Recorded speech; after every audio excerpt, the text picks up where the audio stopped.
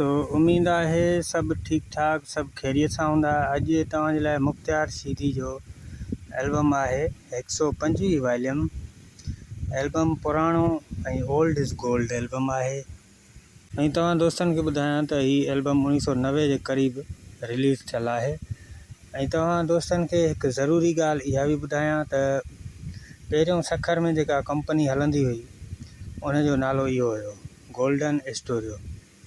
ऐं उन खां पोइ हिननि इहो नालो हटाए करे धरती प्रोडक्शन रखियो वियो, जेको तमामु घणो मशहूरु थियो ऐं उनजो म्यूज़िक बि थोरो चेंज कयो वियो, जंहिंजे करे एल्बम तमामु बहितरीनु ऐं सुठे नमूने सां रिलीज़ थींदा हुया म्यूज़िक सां गॾु। ऐं हीउ एल्बम जेको आहे एतिरो ख़ासि मशहूरु बि एल्बम न आहे। ऐं तव्हां दोस्तनि खे ॿुधायां त हीउ रिलीज़ इंफॉर्मेशन वीडियो आहे ऐं हिन वीडियो में असां कोई गीत शामिलु न कयो आहे। ऐं हिन वीडियो में तव्हांखे इहो ॿुधाईंदासीं त एल्बम में कहिड़ा कहिड़ा गीत आहिनि, कहिड़े साल में एल्बम आयो आहे ऐं एल्बम केतिरो सुठो आहे, कहिड़ी कंपनी में रिलीज़ आहे ऐं हिन एल्बम में कहिड़ी ख़ासियत आहे। हिन एल्बम में एतिरी ख़ासि ख़ासियत कोई न आहे, न एल्बम एतिरो मशहूरु आहे हिन दौर में, न ई वरी हिन में एतिरी ख़ासि शाइरी सुठी आहे। ऐं तव्हां दोस्तनि खे ॿुधायां त हीअ जेका कंपनी हिननि 1990 में आंदी, 1990 में ई मतिलबु हिननि चेंज कयो, धरती प्रोडक्शन रखियो वियो नालो। त मुंहिंजे अंदाज़ मुताबिक़ पहिरियों एल्बम सरमन सिंधी जो हिननि रिलीज़ कयो, जंहिंजो वॉल्यूम 225 जे हिसाब सां आहे। ऐं एल्बम तमामु घणो कमायो, तमामु घणो हलियो ऐं काफ़ी फ़नकारनि जा गोल्डन स्टूडियो तां हटाए करे मतिलबु रिलीज़ उन ई कंपनी में थियल एल्बम ऐं हुननि धरती प्रोडक्शन जो मोनोग्राम हणी करे फ़ोटू नवां जारी करे हिननि काफ़ी लखें रुपया कमाया। बहरहाल काफ़ी ॻाल्हियूं हूंदियूं आहिनि, चवंदा आहियूं त वीडियो मुख़्तसिर हुजे त जीअं वीडियो ॿुधण वारो कोई बोर न थिए।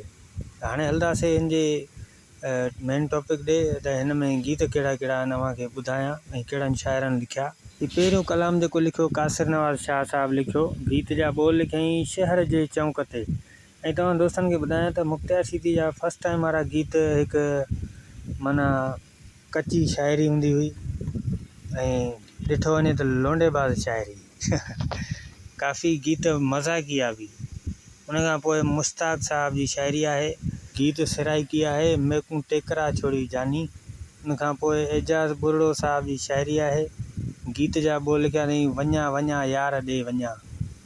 उन खां पोइ मीर मोहम्मद अब्बासी जी शाइरी आहे जल्दी मिली वञ जानी।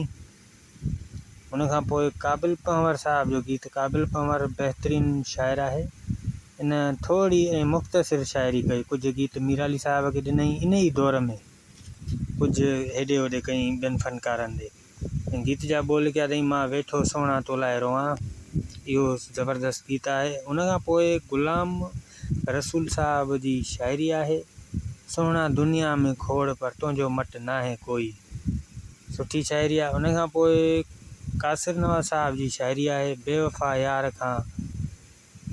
ऐं उन खां पोइ आहे बख़्शल शाह जो आख़िरी गीत आहे दीदू हन तुंहिंजे दर में त कॾहिं ईंदे दिलबर। एल्बम अव्हांखे सुठो लॻो हुजे त लाइक ज़रूरु कंदा ऐं जेकॾहिं वीडियो में का ग़लति ॻाल्हि कई हुजे त उन ते रिप्लाई मूंखे ज़रूरु ॾींदा दोस्तो। ठीकु आहे दोस्तो।